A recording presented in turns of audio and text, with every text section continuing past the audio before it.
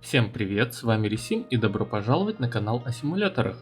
И сегодня для вас обзор на Barn Finders, симулятор ломбарда и барахольщика, где вам предстоит рыскать по амбарам, заброшкам и аукционам, в поисках раритетов и всего того, что можно перепродать. Что ж, желаю всем приятного просмотра. Итак, вперед на поиски барахла.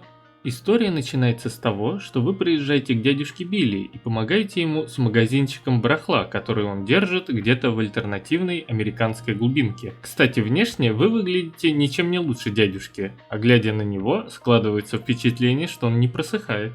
Все окружение полностью соответствует захолустью вдали от цивилизации.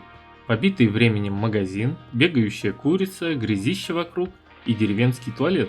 Одним словом, подходящая атмосфера для ведения бизнеса. Итак, починив генератор, вы сможете воспользоваться компом для проверки почты, поиска работы и для просмотра каталога.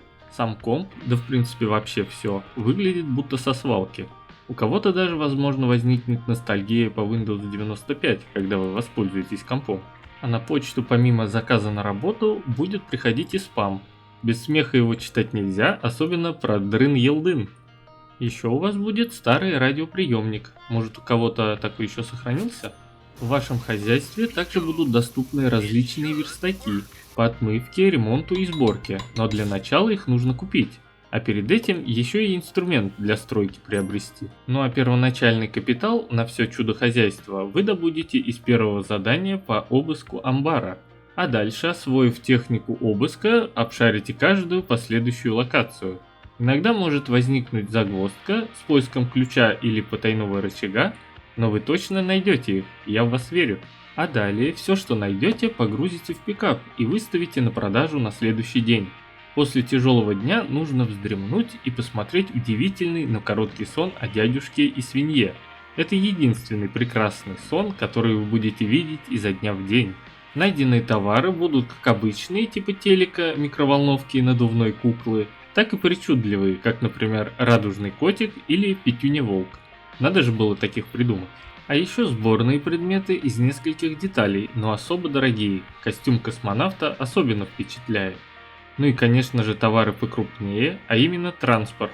Самый разный хлам. Кстати, пополняя коллекцию найденных предметов, откройте скины для пикапа и сможете его перекрасить. Как только покупатель выберет товар с прилавка, можете поторговаться с ним, чтобы получить больше денег. Торг выполнен в виде мини-игры на реакцию, и в зависимости от вашей реакции цена может увеличиться или наоборот упасть, но вы всегда можете отказать в продаже.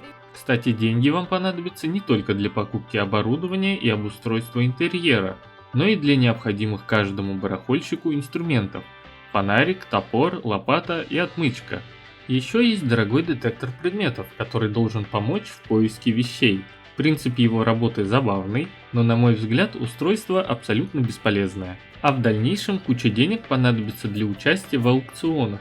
Может, кто-то видел шоу «Битва за склады» или контейнеры? Вот здесь аукцион будет проходить в таком же духе. А также за победу в каждом аукционе, а именно скупку большего количества складов, вы получите дополнительный приз – автомобиль. Ко всему прочему, в каждой локации будут спрятаны улучшения для пола и стен вашего магазина, так что чем больше найдете, тем больше будет вариантов приукрасить ваш сарай. А еще на локациях спрятано, вы услышите звуковой сигнал, когда приблизитесь к особой золотой туалетной бумаге. Ее подбор будет сопровождаться туалетной симфонией, хотя тут обычное приседание сопровождается пердежом. И чуть не забыл, еще можно собирать различные плакаты, которыми вы обвешаете стены магазина, а также страницы непонятного комикса. А хлебнув инопланетного самогона, увидите галлюциногенный мультфильм. Смысла, я думаю, в нем искать не нужно. В игре также есть сюжет, как раз связанный с пришельцами. Их повод посетить Землю – это отдельная тема для смеха. Ах да, если вы воспользуетесь здешними туалетами, то вы либо посмеетесь, либо у вас будет рвотный рефлекс. Так что не ешьте и не пейте в этот момент. И напоследок, хоть графика и анимация не супер, но это забавная, наполненная юмором игра, где поиск предметов совсем не скучный. Это не копание часами руды, например. Но если что, можете развлечься, поиграв в баскетбол, покидать мяч в корзину, если вам недороги ваши нервы. И на этом у меня все. Всем спасибо за просмотр, ставьте лайки и дизлайки, пишите комментарии, подписывайтесь на канал. Всем удачи, увидимся в следующей серии. А пока, всем пока.